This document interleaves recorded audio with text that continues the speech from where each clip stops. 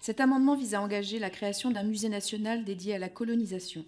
Sur les 12 000 musées que compte la France sur son territoire, aucun n'aborde de façon exclusive l'histoire de la colonisation, pourtant essentielle, car partie intégrante de l'histoire de notre pays.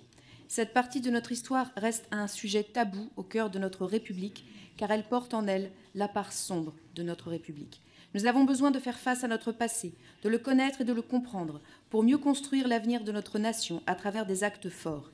La création d'un musée national de l'histoire de la colonisation contribuerait à une meilleure connaissance et compréhension de notre passé. Il permettrait de donner du sens à cette partie de notre histoire. Cet exercice mémoriel est capital pour comprendre comment la France s'est construite, y compris à travers les épisodes récents de la décolonisation, et d'analyser la relation entre ce contexte historique et le racisme actuel qui sévit dans notre société, et la récente enquête menée par l'Union européenne le démontre, s'il en était besoin.